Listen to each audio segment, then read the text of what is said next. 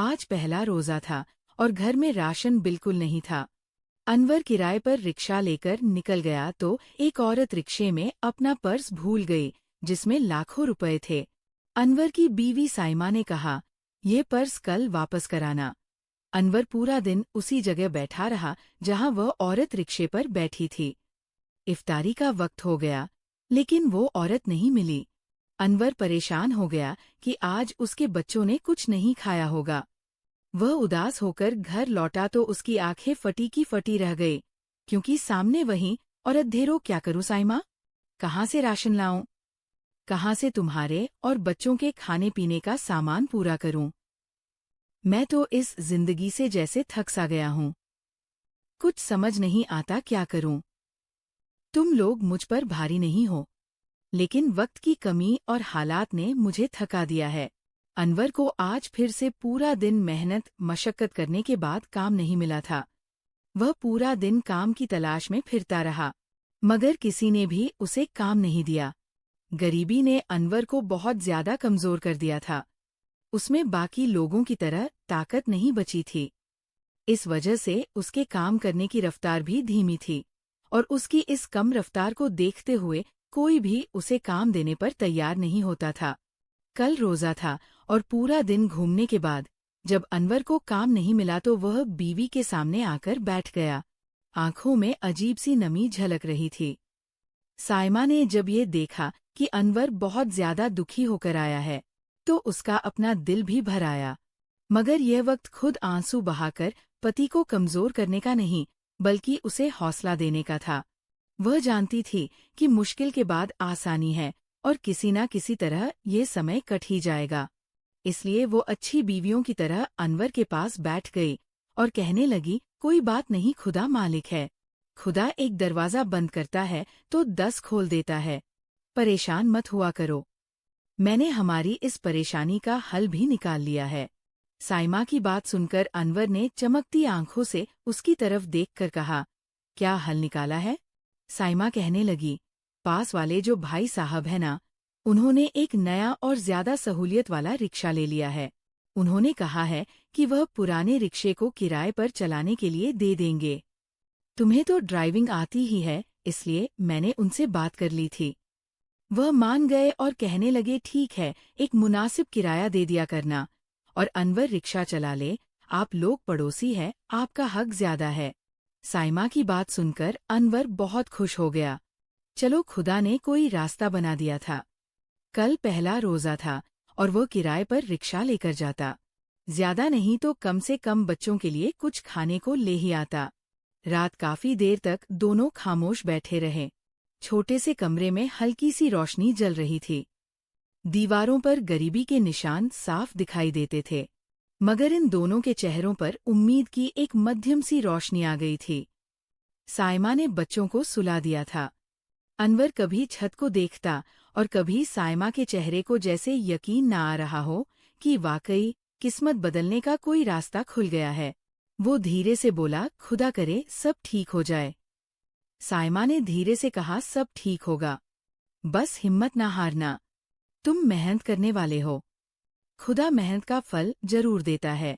अनवर ने लंबी सांस ली और दिल ही दिल में दुआ मांगने लगा कि आने वाला दिन उसके लिए आसानी लेकर आए। अगले दिन पहला रोजा था। घर में बिल्कुल भी राशन नहीं था। सहरी में सिर्फ पानी और बची हुई बासी रोटी थी, जिसे सबने चुपचाप से खा लिया। बच्चों ने कुछ नहीं कहा, मगर उनकी आंखों में सवाल थे, जो अनवर के दिल को और बोझल कर रहे थे। सुबह ही अनवर ने जल्दी से जाने की तैयारी की। साइमा ने उसके हाथ पर हाथ रखकर कहा, हिम्मत से जाना और खुदा का नाम लेकर निकलना। अनवर ने सर हिलाया और बाहर निकल गया। गली में सुबह की खामोशी थी और ठंडी हवा चल रही थी, मगर उसके दिल में अजीब सी बेचैनी थी। उसने किराए पर रिक्शा लिया। रिक्शा पुराना था मगर चलने के काबिल था। उसने गैस भी उधार के पैसे लेकर भरवाई थी।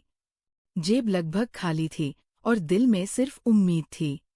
वह बड़ी सड़क पर आ गया और सवारियों को आवाज देने लगा, मगर उसे कोई सवारी नहीं मिल रही थी। जो रोजाना रिक्शा चलाने वाले थे उन्हें सवारियों को अपनी तरफ खींचने के सारे तरीके आते थे। कोई तेज आवाज में पुकारता, कोई मुस्कुराकर बात करता, कोई ऐसी जगहों पर खड़ा हो जाता जहां मुसाफिर ज्यादा मिलते थे। अनवर को इस मामले में जरा भी चालाकी नहीं आती थी। वह बस खामोशी से खड़ा रहता और किसी के हाथ देने का इंतजार करता रहता। सूरज धीरे धीरे ऊपर चढ़ने लगा। गर्मी बढ़ने लगी और रोजे की हालत में प्यास महसूस होना शुरू हो गई। अनवर ने माथे का पसीना साफ किया और रिक्शे के हैंडल पर हाथ जमाकर खड़ा रहा। कभी कभार कोई मुसाफिर करीब आता मगर फिर किसी दूसरे रिक्शे में बैठकर चला जाता। ये दृश्य उसे अंदर से तोड़ रहा था। उसे लग रहा था जैसे किस्मत फिर उसके खिलाफ हो गई है। वह सोचने लगा शायद मुझसे काम भी ना हो सके, मगर फौरन उसे साइमा की बात याद आई कि हिम्मत न हारना। दोपहर तक उसे मुश्किल से एक आध छोटी सवारी मिली।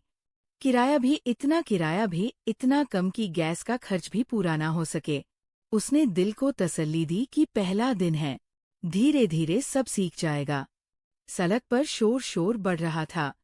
रोजे की वजह से लोग थके हुए थे और हर कोई जल्दी में नजर आता था।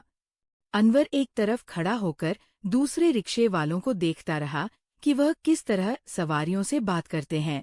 वह कोशिश करता कि उनकी तरह आवाज लगाए, मगर उसकी आवाज में वह भरोसा नहीं था। शाम ढलने लगी तो उसके दिल में बच्चों का ख्याल और ज्यादा आने लगा। उसे याद आया कि घर में इफ्तारी के लिए कुछ भी नहीं है। उसने जेब टटोली तो कुछ सिक्के थे। उसकी आंखों में नमी आ गई, मगर उसने खुद को संभाला। उसने रिक्शा दोबारा सड़क पर मोड़ा और दिल में दुआ करने लगा कि खुदा कोई आसानी कर दे। हर गुजरते पल के साथ उसकी बेचैनी बढ़ती जा रही थी, मगर साथ ही उम्मीद की एक नन्ही सी डोर भी थी। वो बार बार अपने दिमाग में साइमा का चेहरा लाता, जो हमेशा मुश्किल समय में भी मुस्कुराकर कहती थी कि खुदा पर भरोसा रखो। यही सोचकर वो एक बार फिर सवारियों को आवाज देने लगा। शहर की सड़कें लोगों से भरी थीं, मगर उसके नसीब की सवारी जैसे अभी भी कहीं दूर खड़ी थी। फिर भी वो खड़ा रहा, क्योंकि वह जानता था कि घर लौटने से पहले हार मान लेना मुमकिन नहीं। आज पहला रोजा था और वह चाहता था कि बच्चों के लिए कुछ ना कुछ जरूर लेकर जाए। धूप ढलकर सुनहरी होने लगी और हवा में इफ्तार के करीब होने की खुशबू घुलने लगी। अनवर ने थकी हुई आंखों से सड़क को देखा और दिल में एक ही दुआ की कि या खुदा आज के दिन को खाली नहीं जाने देना। उसके हाथ रिक्शे के हैंडल पर मजबूती से जमे हुए थे और वो खामोशी से जिंदगी के इस नए इम्तिहान का सामना कर रहा था। गरीबी ने उसे कमजोर जरूर कर दिया था, मगर उसके अंदर अपने परिवार के लिए जीने की चाहत अभी भी बाकी थी। शाम धीरे धीरे करीब आ रही थी। सड़क पर सुनहरी रोशनी फैल गई और अनवर के चेहरे पर थकन साफ दिखाई दे रही थी। रोजे की हालत में सारा दिन रिक्शा चलाना आसान नहीं था। प्यास और भूख के साथ साथ दिल में एक अजीब सा डर भी था कि अगर आज भी कुछ ना कमाया तो बच्चों के लिए इफ्तार का इंतजाम कैसे होगा। वो बार बार जेब में हाथ डालकर देखता, मगर वहां कुछ सिक्कों के अलावा कुछ ना था। उसका दिल बैठने लगा। उसे महसूस हो रहा था जैसे किस्मत फिर उसके हाथ से फिसल रही हो। वो सड़क के किनारे रिक्शा रोककर बैठ गया। उसने एक लंबी सांस ली और आसमान की तरफ देखा। दिल ही दिल में दुआ की कि या खुदा कोई रास्ता निकाल दे। मायूसी उसके दिल में घर करने लगी थी। दूसरे रिक्शे वाले तेजी से सवारियों को ले जा रहे थे और वह खाली हाथ खड़ा था। थकन ने उसके कंधों को झुका दिया था और आंखों में नमी सी उतर आई थी। उसी पल उसे सामने से एक औरत आती हुई दिखाई दी। उसके कपड़े बहुत अच्छे थे और अंदाज से लग रहा था कि वह किसी बड़े घर से है। औरत ने इधर उधर देखा और सीधा अनवर के रिक्शे के पास आकर रुक गई। अनवर ने फौरन खुद को संभाला और रिक्शा सीधा किया। औरत बगैर किसी झिझक के रिक्शे में बैठ गई और बोली, भाई, मुझे फला जगह पर समय पर पहुंचना है। मैं तुम्हें 500 रुपए दूंगी। बस रास्ते में किसी और सवारी को ना बिठाना और मुझे समय पर पहुंचा देना। अनवर ने हैरत से उसकी तरफ देखा। 500 रुपए उसके लिए बहुत बड़ी रकम थी। उसने फौरन सर हिलाया और कहा, जी मैडम जी, जैसा आप कहें। उसके दिल में एकदम खुश उम्मीद जाग उठी। उसे लगा जैसे खुदा ने उसकी दुआ सुन ली हो। औरत चुप बैठी रही और फोन पर किसी से बात करती रही, जबकि अनवर पूरी लगन से रिक्शा चला रहा था। वह बार बार दिल में शुक्र अदा कर रहा था कि आज एक अच्छी सवारी मिल गई। रास्ता लंबा था, मगर अनवर ने पूरी सावधानी से रिक्शा चलाया। उसे सिर्फ यही चिंता थी कि इस औरत को समय पर पहुंचा दे। शहर की सड़कें और ढलती शाम के रंग उसके आसपास फैले हुए थे, मगर उसके दिमाग में सिर्फ बच्चों के चेहरे घूम रहे थे। वह सोच रहा था कि आज इफ्तारी में शायद समोसे ले जा सके या बच्चों के लिए फल। इस ख्याल से उसके होठों पर हल्की सी मुस्कुराहट आ गई। आखिरकार वह अपनी मंजिल पर पहुंच गए। औरत ने जल्दी से रिक्शे से उतरते हुए पर्स से नोट निकाला और अनवर के हाथ में 500 रुपए पकड़ा दिए। फिर बोली, शुक्रिया, टाइम पर पहुंचा दिया। खुदा बरकत दे भाई। अनवर ने अदब से सर झुकाया और उसे जाते हुए देखता रहा। वह सोच रहा था कि आज का दिन अच्छा साबित हुआ। औरत के जाते ही उसने रिक्शा एक तरफ लगाकर जेब में पैसे रखे और हिसाब लगाने लगा। पहले उसे रिक्शे का किराया देना था और गैस का उधार भी चुकाना था। उसने दिमाग में जोड़ खटाव किया तो उसका दिल धक से रह गया। 500 रुपए में से लगभग सब कुछ किराए और गैस में ही चला जाना था। उसने जेब दोबारा टटोली तो वाकई उसके पास कुछ भी नहीं बचा था। उसके चेहरे की चमक एकदम खत्म हो गई। अभी कुछ समय पहले जो उम्मीद जागी थी वो फिर से बुझने लगी। उसके दिमाग में फौरन बच्चों का ख्याल आया। वो सोचने लगा, बच्चे कितनी उम्मीद से मेरा इंतजार कर रहे होंगे। साइमा भी शायद दुआ कर रही होगी। उसकी आंखों में बेबसी उतर आई। वो रिक्शे के हैंडल पर हाथ रखे खामोश बैठा रहा। सड़क पर लोगों की भीड़ थी, मगर उसे सब धुंधला सा दिखाई दे रहा था। इसी परेशानी में उसकी नजर रिक्शे की पिछली सीट पर पड़ी। वहां एक खूबसूरत सा पर्स रखा था। वह चौंक गया। उसे याद आया कि वह औरत जल्दी में उतरी थी। शायद उसी जल्दी में वह अपना पर्स भूल गई थी। पर्स काफी महंगा लग रहा था। अनवर ने कुछ पल उसे देखा मगर हाथ न बढ़ाया। उसके दिल में फौरन एक ख्याल आया कि शायद इसमें पैसे हो, मगर अगले ही पल उसने सर झटक दिया। ये अमानत है, उसने खुद से कहा। उसने पर्स को उठाकर एहतियात से सामने रख दिया, मगर उसे खोला तक नहीं। वह जानता था कि किसी का सामान देखना भी ठीक नहीं। उसका दिल हालांकि बहुत परेशान था। बच्चों की भूख उसके दिमाग में घूम रही थी, मगर फिर भी उसके हाथ नहीं कांपे।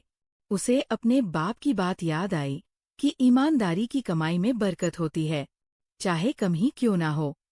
उसने गहरी सांस ली और नजर झुका ली। पर्स भारी था और इसकी कीमत साफ जाहिर हो रही थी। शायद इसमें बड़ी रकम हो, मगर अनवर ने खुद को रोक लिया। उसने सोचा, अगर यह औरत वापस आई तो उसे परेशानी होगी। उसे ये अमानत वापस करनी चाहिए। उसके अंदर ईमानदारी और जरूरत की जंग चल रही थी, मगर उसकी नीयत साफ थी। वो खामोशी से बैठा रहा और सड़क की तरफ देखने लगा। शाम और गहरी हो रही थी। इफ्तार का वक्त करीब था। अनवर के पेट में भूख की शिद्दत बढ़ गई, मगर इससे ज्यादा उसे बच्चों की चिंता खाए जा रही थी। एक तरफ जेब खाली थी और दूसरी तरफ उसके पास एक कीमती पर्स पड़ा था, जिसे वह छूने तक से बच रहा था। उसकी आंखों में परेशानी थी, मगर दिल में एक सुकून भी था कि उसने बेईमानी नहीं की। वो रिक्शे में बैठा सोचता रहा कि अब क्या करें। जिंदगी का इम्तिहान और सख्त हो गया था। अभी वो यही सोच रहा था कि आगे क्या करना है कि उसने पर्स को दोबारा देखा और धीरे से उसे अपनी सीट के पास सुरक्षित रख लिया। उसके दिल में बस एक ही ख्याल था कि ये अमानत है, इसके मालिक तक पहुंचनी चाहिए। उसके अपने घर में इफ्तार के लिए कुछ भी ना हो। रात काफी बीत चुकी थी। जब अनवर थके कदमों से घर वापस आया, चेहरे पर दिन भर की थकन और दिल में परेशानी साफ झलक रही थी। जैसे ही वो अंदर दाखिल हुआ, साइमा ने फौरन उसके चेहरे की हालत देख ली वो समझ गई कि आज भी हालात ठीक नहीं रहे। अनवर खामोशी से बैठ गया और धीरे से रिक्शे में मिला हुआ पर्स उसके सामने रख दिया। साइमा ने हैरत से पर्स को देखा और पूछा, ये किसका है? अनवर ने सारा वाकया उसे बता दिया कि एक औरत रिक्शे में भूल गई थी। साइमा ने धीरे से पर्स खुला। अंदर नोटों की गड्डियां थी और कुछ कीमती चीजें भी। दोनों कुछ लम्हों के लिए चुप रह गए। गरीबी के दिनों में इतनी बड़ी रकम देखकर किसी का भी दिल डोल सकता था। मगर साइमा ने फौरन पर्स बंद कर दिया। उसने मजबूत स्वर में कहा, ये हमारा नहीं है। जिसका भी है उसे वापस करना होगा। खुदा हमें परीक्षा में डाल रहा है। अनवर ने बीवी की तरफ देखा और उसका सम्मान और बढ़ गया। वह जानता था कि साइमा की बात ठीक है। बच्चों ने उस रात सिर्फ रोटी से रोजा इफ्तार किया। छोटे छोटे हाथों में रोटी के टुकड़े थे, मगर शिकायत किसी ने ना की। अनवर का दिल कटकर रह गया, मगर उसने खुद को मजबूत रखा। रात भर वो करवटें बदलता रहा। कभी बच्चों के चेहरे याद आते तो कभी वह पर्स। मगर दिल में एक ही फैसला था कि अमानत वापस करनी है। अगले दिन वो जल्दी सुबह ही रिक्शा लेकर निकल गया। वह उसी जगह जाकर बैठ गया जहां से वह औरत रिक्शे में बैठी थी। उसे उम्मीद थी कि शायद वह दोबारा वहां आएगी। सूरज चढ़ता गया। लोग आते जाते रहे मगर वो औरत नहीं आई। अनवर बार बार इधर उधर देखता रहा, मगर मायूसी के सिवा कुछ ना हाथ आया। पूरा दिन बीत गया। इस दौरान उसे कुछ छोटी मोटी सवारियां मिली, जिनसे कुछ पैसे बने। उसने खामोशी से वह पैसे जेब में डाल लिए और दिल भारी किए घर की तरफ चल पड़ा। उसे लगा शायद अब वो औरत कभी नहीं मिलेगी। रास्ते भर वो यही सोचता रहा कि आखिर उसे कैसे ढूंढे। शाम के समय जब वो घर के पास पहुंचा तो उसे कुछ अजीब सा महसूस हुआ। घर के बाहर कुछ गाड़ियां खड़ी थी। उसका दिल धड़कने लगा। वो जल्दी से अंदर गया तो उसकी आंखें हैरत से खुली की खुली रह गई। वही औरत उनके घर में बैठी थी। उसके साथ कई थैले और सामान रखा हुआ था। साइमा और बच्चे एक तरफ चुप खड़े थे। औरत ने अनवर को देखते ही खड़े होकर कहा, भाई, मैं कल से आपको ढूंढ रही थी। मेरा पर्स आपके रिक्शे में रह गया था। उसमें मेरी माँ के गहने थे। वह मेरे लिए बहुत कीमती है। साथ ही कुछ जरूरी पेपर्स भी थे, जिनके बगैर मेरा बहुत नुकसान हो जाता। अनवर ने फौरन पर्स निकालकर उसके सामने रख दिया और कहा, ये लीजिए आपकी अमानत। औरत ने जल्दी से पर्स लिया और आंखें नम हो गई। उसने कहा, मैंने सोचा शायद ये कभी वापस ना मिले। आज के जमाने में ऐसा कौन करता है? फिर उसने अपने साथ लाया हुआ सामान उनकी तरफ बढ़ाया और कहा, ये सब आपके लिए है। आपने मेरी बहुत बड़ी चीज बचा ली। अनवर ने नरमी से कहा, मैडम जी, आप अपना सामान ले जाएं। हमने जो किया वो हमारा फर्ज था। हम ईमानदार हैं और खुदा का दिया हमारे लिए काफी है। औरत ने हैरत से उसे देखा। ऐसे शब्द सुनकर वो वाकई प्रभावित हुई। उसने कहा, नहीं, ये सिर्फ शुक्रिया नहीं है। मैं एक दफ्तर चलाती हूँ और मुझे ऐसे ही ईमानदार इंसानों की जरूरत है। अगर आप चाहे तो कल से मेरे दफ्तर में नौकरी कर सकते हैं। अच्छी तनख्वाह होगी। इसके अलावा आपके बच्चों की पढ़ाई का खर्च भी मैं उठाऊंगी। अनवर और साइमा एक दूसरे को देखने लगे। दोनों की आंखों में खुशी के आंसू आ गए। अनवर ने धीमी आवाज में कहा, ये सब खुदा का करम है। औरत मुस्कुरा दी और बोली, शायद यह आपकी ईमानदारी का फल है। उस शाम घर का माहौल बदल गया था। बच्चे खुशी से सामान देख रहे थे। साइमा के चेहरे पर बरसों बाद सुकून नजर आ रहा था। अनवर खामोश बैठा आसमान की तरफ देख रहा था। उसे लग रहा था जैसे अंधेरी रात के बाद सुबह आ गई थी। उसने दिल ही दिल में शुक्र अदा किया कि उसने अमानत में खयानत नहीं की। इस तरह अनवर की ईमानदारी ने उसकी किस्मत का रुख बदल दिया। गरीबी के दिन धीरे धीरे पीछे रह गए और उम्मीद ने उनके घर में जगह बना ली। अनवर जान गया था कि सच्चाई और ईमानदारी कभी बेकार नहीं जाती। कभी ना कभी इनका फल जरूर मिलता है। तो दोस्तों, इस कहानी को लेकर आपकी क्या राय है? कमेंट बॉक्स में जरूर बताएं और अगर आपको हमारी आज की कहानी अच्छी लगी हो तो प्लीज़ इसे लाइक ज़रूर करें। अगर आपने अभी तक हमारे चैनल को सब्सक्राइब नहीं किया तो ज़रूर कर लीजिए। तो मिलते हैं ऐसी ही एक और मोटिवेशनल कहानी के साथ। Thanks for watching.